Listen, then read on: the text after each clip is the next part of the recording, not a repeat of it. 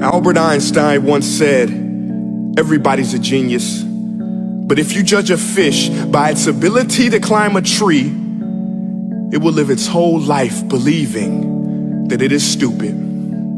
Ladies and gentlemen of the jury, today on trial we have modern day schooling. Glad you could come. Not only does he make fish climb trees, but also makes them climb down and do a 10-mile run. Tell me, school, are you proud of the things you've done? Turning millions of people into robots, do you find that fun? Do you realize how many kids relate to that fish swimming upstream in class, never finding their gifts, thinking they are stupid, believing they are useless? Well, the time has come, no more excuses. I call school to the stand and accuse him of killing creativity, individuality, and being intellectually abusive. He's an ancient institution that has outlived his usage. So, Your Honor, this concludes my opening statement, and if I may present the evidence of my case, I will prove it. Proceed. Exhibit A. Here's a modern day phone. Recognize it? Here's a phone from 150 years ago.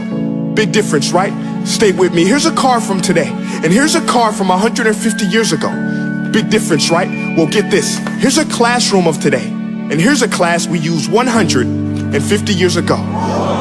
Now ain't that a shame? In literally more than a century, nothing has changed. Yet you claim to prepare students for the future? But with evidence like that, I must ask, do you prepare students for the future or the past? I did a background check on you and let the record show that you were made to train people to work in factories, which explains why you put students in straight rows, nice and neat, tell them sit still, raise your hand if you want to speak, give them a short break to eat, and for 8 hours a day, tell them what to think. Oh, and make them compete to get an A letter which determines product quality, hence grade A of meat. I get it. Back then, times were different. We all have a past. I myself am no Gandhi.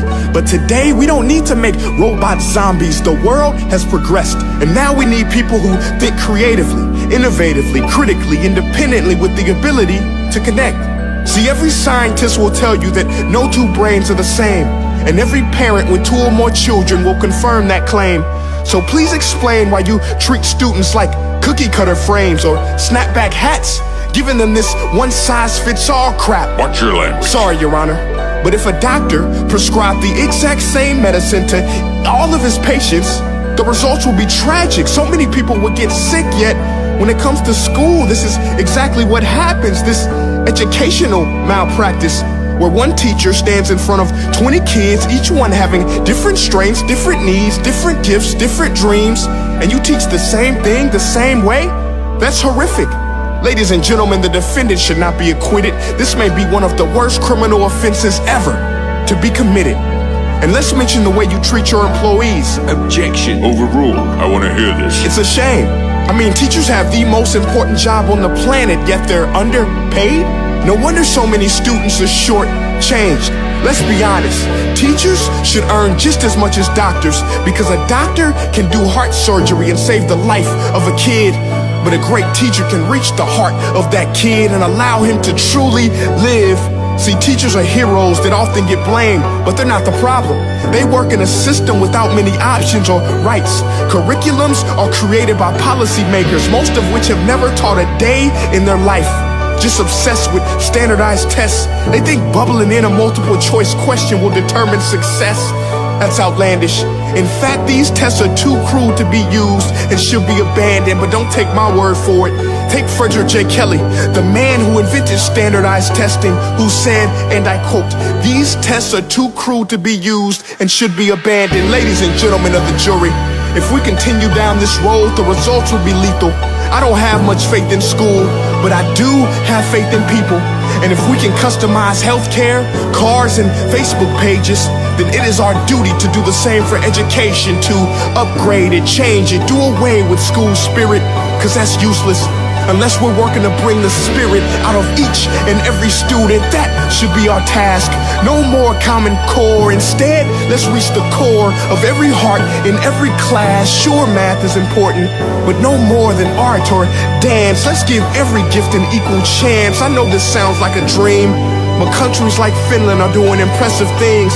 They have shorter school days, teachers make a decent wage, homework is non-existent, and they focus on collaboration instead of competition. But here's the kicker, boys and girls, their educational system outperforms every other country in the world. Other places like Singapore are succeeding rapidly. Schools like Montessori, programs like Khan Academy, there is no single solution. But let's get moving, because while students may be 20% of our population, they are 100% of our future. So let's attend to their dreams, and there's no telling what we can achieve. This is a world in which I believe, a world where fish are no longer forced to climb trees. I'll rest my case.